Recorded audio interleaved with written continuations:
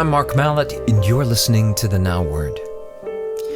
Oh, Canada, what have you done? It's painful to explain what went down in this country as the Liberal Party has just been re-elected to power. What comes to mind are the words of St. Peter, actually, when he said in 2 Peter 2, "What is expressed in the true proverb has happened to them. The dog returns to its own vomit."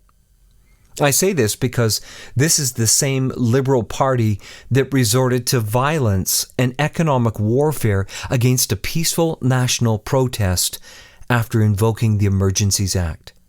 A federal court later ruled that the Liberals' actions did not, and I quote, bear the hallmarks of reasonableness, justification, transparency, and intelligibility, and violated the Charter of Rights and Freedoms. This is the same Liberal Party that also enacted one of the strongest vaccine mandates for travelers in the world, banning Canadians from all forms of public transport unless they took an experimental injection. The divisions this caused, the jobs that were lost, the people that left the country, the impact on mental development of children, and so on, will be reaping the ill effects for years to come. Yes, this is the same Liberal Party whose Standing Committee on Finance recently recommended to no longer provide charitable status to anti-abortion organizations and to remove the privileged status of advancement of a religion as a charitable purpose. It would then require churches, synagogues, and mosques to essentially hand over their assets to another donee or pay a revocation tax. In response to this, Cardinal Frank Leo, Archbishop of Toronto, said, "To deny this aspect of living in society by intending to do away in such a draconian fashion with the current status for religious and pro-life charitable organizations is utterly deplorable and entirely unacceptable in a democracy that is supposed to celebrate people's religious faith and rights and has always recognized the irreplaceable role of faith, worship, and religion in society." Yes, this is the same Liberal Party that required applicants for the Canada Summer Jobs Program to attest that they shared the government's pro-abortion views or be denied government funding, a move which actually shut down many annual Canadian programs and events. This is the same Liberal Party who bans pro-life candidates from running for office. It's the same Liberal Party that proposed gun laws banning many basic hunting rifles. This is the same Liberal Party that enacted legalized suicide under Bill C-7, which has now facilitated the death of over 60,000 Canadians since 2021, making Canada the fastest growing rate of legalized suicides in the world. This is the same Liberal Party paying hundreds of millions of Canadian taxpayer dollars for gender ideology propaganda, abortion, and other anti-family agendas overseas. This is the same Liberal Party who decriminalized homosexuality, included sexual orientation in the Canadian Human Rights Act, and then passed Bill C-38 in 2005 to permit quote-unquote gay marriage. This is the same Liberal Party who introduced Bill C-4, which criminalizes parents and therapists who try to help minors with gender dysphoria accept who they are, banning what they call so-called conversion therapy. This is the same Liberal Party who introduced a mean carbon tax that drove up the cost of living for Canadians and is now proposing to heavily tax industry with more carbon taxes.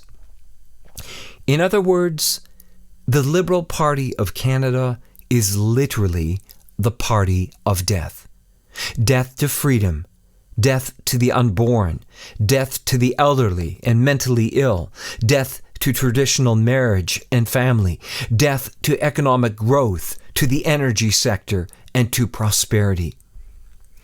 With the election of central banker Mark Carney as the new Prime Minister of Canada, it will be the death of a nation as we know it. I say this because few Canadians bothered to even learn who Mark Carney is, a virtual unknown in this country. When Justin Trudeau stepped aside as Prime Minister, Carney was temporarily put in place, but has now been formally elected by the Canadian populace to be Prime Minister.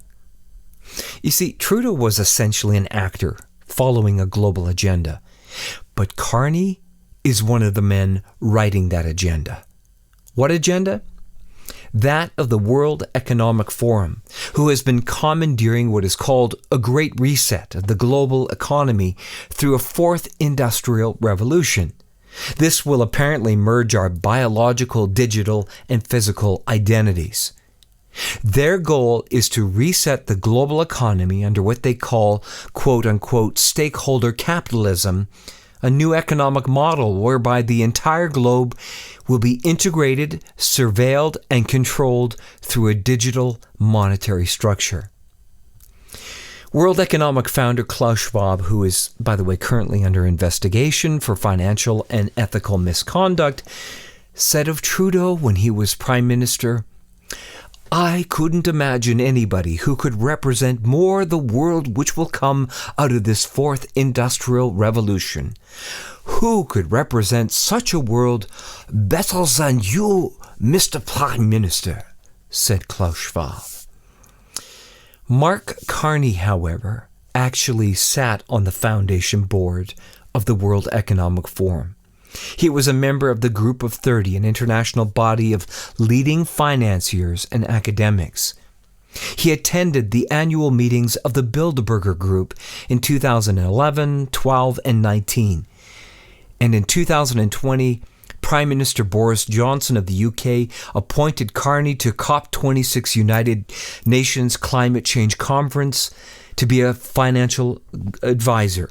He was the UN's special envoy for climate action and finance.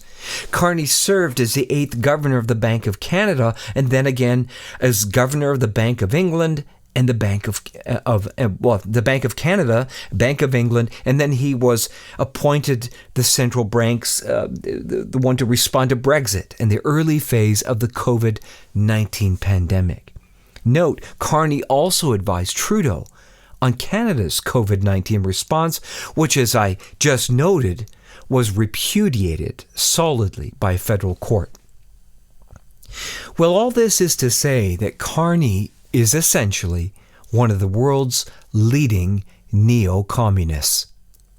In a brilliant review of Mark Carney and his philosophies, Peter Foster wrote in the National Post, I quote, "Mark Carney draws inspiration from, among others, Karl Marx, Engels, and Lenin. But the agenda he promotes differs from Marxism in two key respects. First, the private sector is not to be expropriated, but made a partner in reshaping the economy and society. Second, it does not make a promise to make the lives of ordinary people better, but worse. Carney's Brave New World will be one of severely constrained choice, less flying, less meat, more inconvenience, and more poverty. Assets will be stranded, used gasoline-powered cars will be unsaleable, inefficient properties will be unrentable," Carney promises. Well, Carney boasts that one of his nicknames was Carnage. Well, given the non-scientific response to COVID and his increasingly dubious claims of a climate emergency, that title seems more than fitting. In his book, Values Building a Better World for All, Carney claims that Western society is morally rotten and that it has been corrupted by capitalism, which has brought about a climate emergency that threatens life on Earth. This, he claims, requires rigid controls on personal freedom, industry, and corporate funding.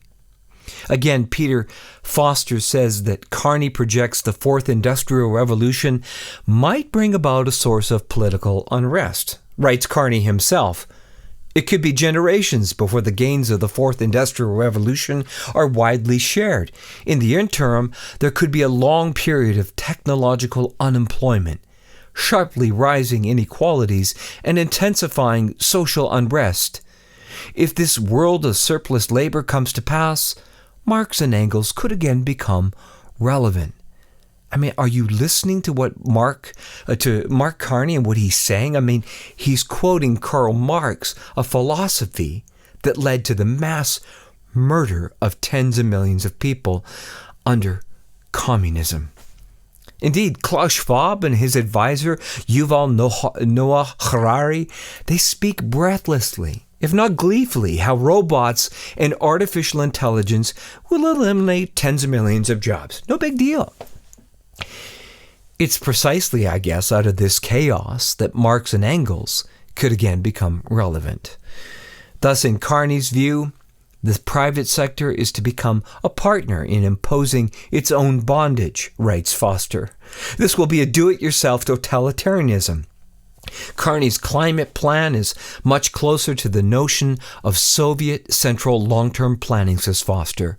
What Carney ultimately wants is a technocratic dictatorship justified by climate alarmism.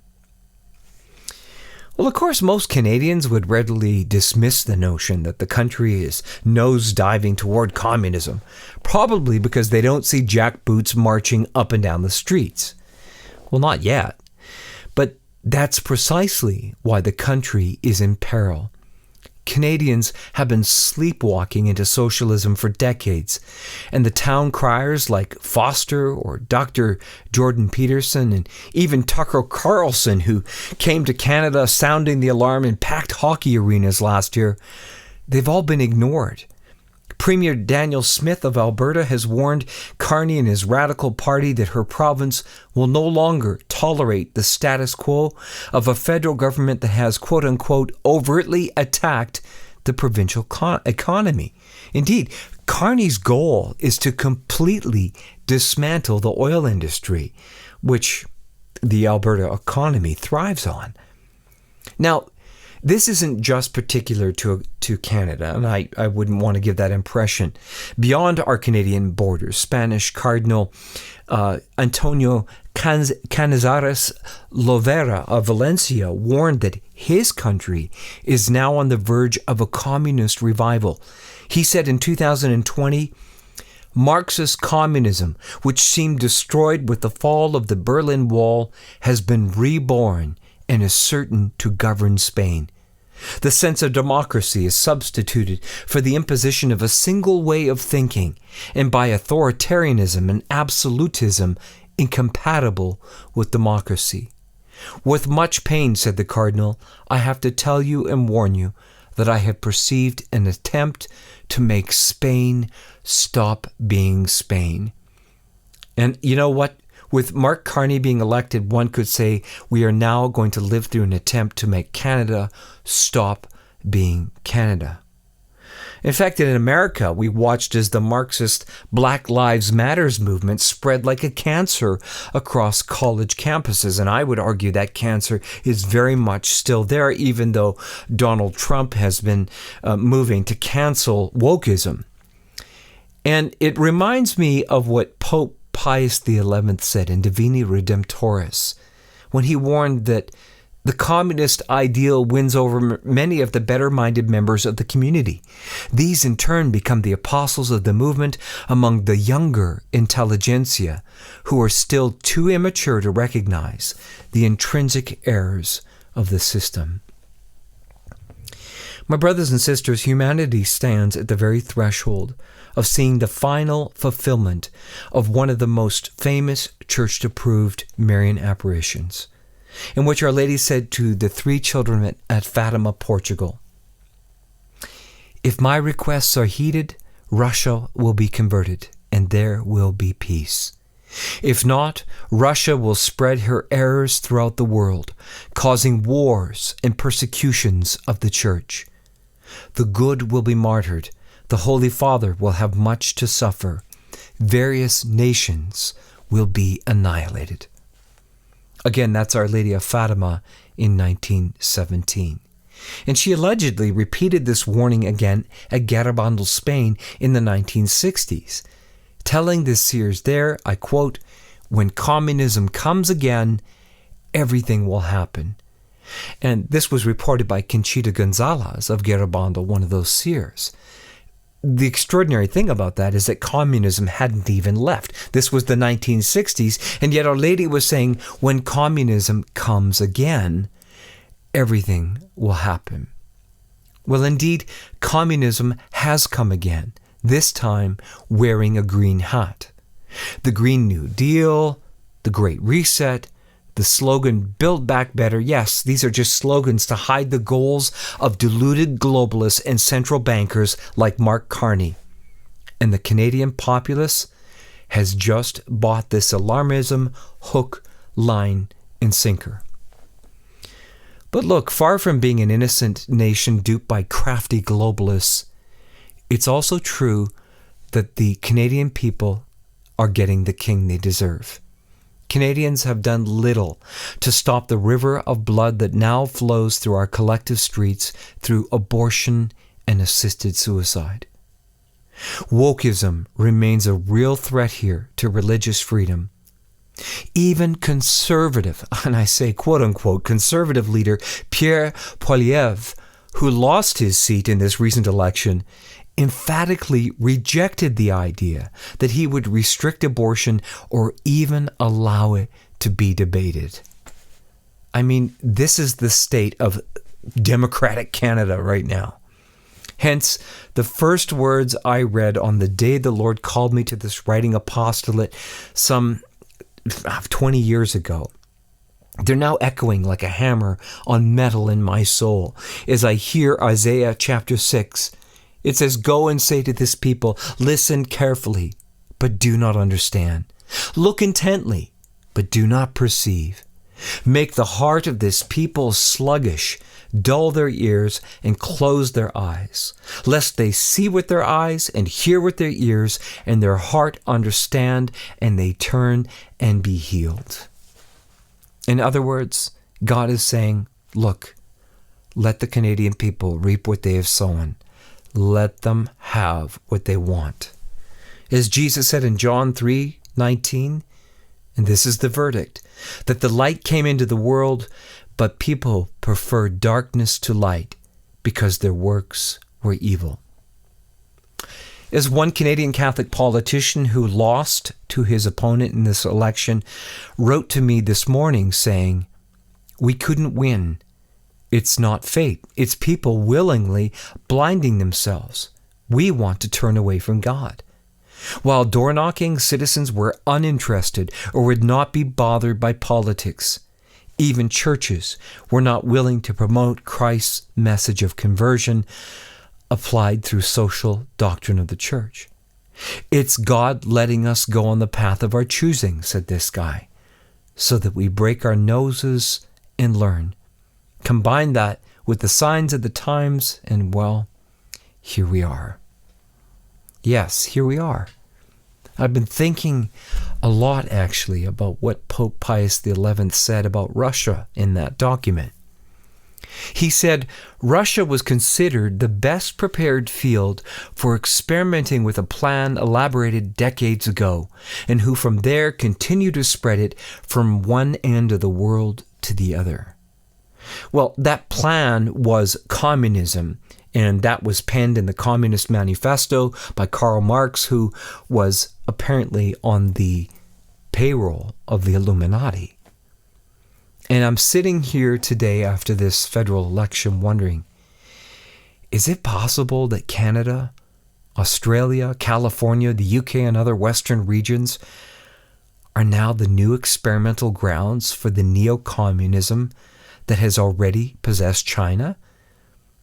Indeed, China was actually found to be endorsing Mark Carney in this last election. At the end of the day, all of this has been foretold in apparition after apparition, in papal warning after papal warning. So, while it's no surprise, it's also a bit sobering to watch an entire nation my beloved Canada, needlessly fall into a diabolical pit. As the late Pope Francis warned in his first document, Evangelii Gaudium, he said, "I do exhort all the communities to an ever-watchful scrutiny of the signs of the times.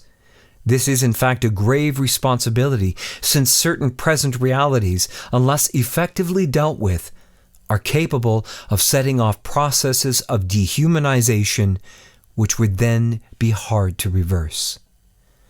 Indeed, O Canada, what have you done?